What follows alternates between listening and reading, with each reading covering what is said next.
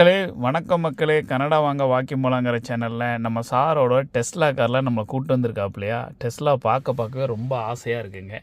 இந்த காருக்கு கீ கிடையாது, ஆப்பு தான். சாரோட மொபைலில் ஒரு ஆப் இருக்குது. சார் அந்த கார்கிட்ட வந்தோடனே ஆட்டோமேட்டிக்காக காரும் ஓப்பன் ஆகிடுது. இப்போ பாருங்கள், சார் வந்து இந்த காரை எப்படி ஸ்டார்ட் பண்ணணும் அப்படிங்கிறத நம்மகிட்ட சொல்லுவாப்புல. சொல்லுங்கள் சார், காரை எப்படி ஸ்டார்ட் பண்ணணும்?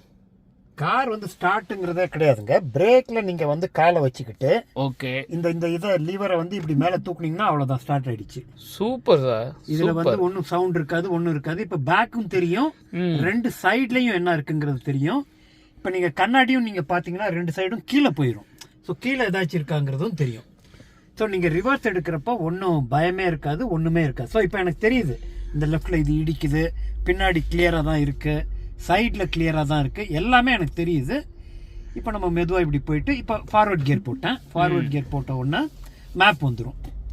எனக்கு மேப் தேவையில்லை, அதனால் நான் போடல. பட் நம்ம மேப்பை போட்டுட்டு போயிட்டு இருக்கலாம். அருமை சார். சரிங்க சார், இப்போ ஏதாவது சைடில் ஏதாவது இருக்குன்னு நம்ம பார்க்காம எடுத்துட்டோம்னா இடிச்சிருமா இல்லை ஆட்டோமேட்டிக்காக நின்றுமா சார்? அது ஆட்டோமேட்டிக்காக நின்றும், அதே பிரேக் போட்டுரும். Super sir. இது மாதிரி கார் தான் சார் ஒன்று. இது செகண்ட் ஹேண்டாக நீங்கள் வாங்கினேன்னு சொன்னீங்க. எவ்வளோ ரூபாய்க்கு சார் இதை வாங்கினீங்க?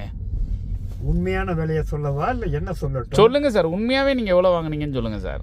நான் வந்து ஒரு $27,000 வாங்கினேன் இதை. பாருங்க நண்பர்களே, டெஸ்லான்னா நம்ம வந்து ரொம்ப காஸ்ட்லின்னு நினச்சிக்கிட்டு இருக்கோம். அப்படியெல்லாம் நினச்சி தவறான ஒரு முடிவை எடுக்காதீங்க. செகண்ட் ஹேண்டு கார் வாங்கினீங்கன்னா ரொம்ப சீப்பராக வாங்கலாம். ஃபர்ஸ்ட் ஹேண்டு வாங்கினீங்கன்னா மேபி 100,000 அல்லது 80,000 அப்படிலாம் வரும். இங்கே பாருங்கள், சைடில் இருக்க கார் எல்லாமே அந்த கேமராவில் ப்ராப்பராக ரெக்கார்ட் ஆகி ப்ராப்பராக தெரியுது பாருங்கள்.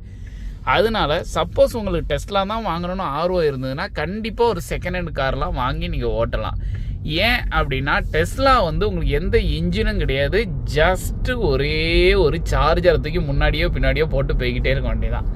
அதனால் அது ரிப்பேர் ஆயிரும், அது அப்படி ஆயிரும், இப்படி ஆயிரும், ஒரே பண்ண வேண்டாம். சார் எடுத்த டெசிஷன் கரெக்டான டெசிஷன். 27,000 நீ ஒன்றுமே கிடைக்காது, சூப்பர் கார் வாங்கிட்டாப்புல, ரொம்ப பியூட்டிஃபுல்லாக இருக்குது. ஓகே, நீங்கள் எப்படி சார் ஃபீல் பண்ணுறீங்க ஓட்டுறதுக்கு? ரொம்ப கம்ஃபர்டபுளாக இருக்குங்க. Okay, super sir. ஒரு மாதத்துக்கு இதுக்கு நம்ம பெட்ரோல் போட்டோம்னா ஒரு $500 பெட்ரோல் போடுவாங்க வந்துட்டு போகிறதுக்கு. இதுக்கு எவ்வளோ ரூபா சார் சார்ஜ் பண்ணுவீங்க ஒரு மாதம்? $50 சார்ஜ். Super sir.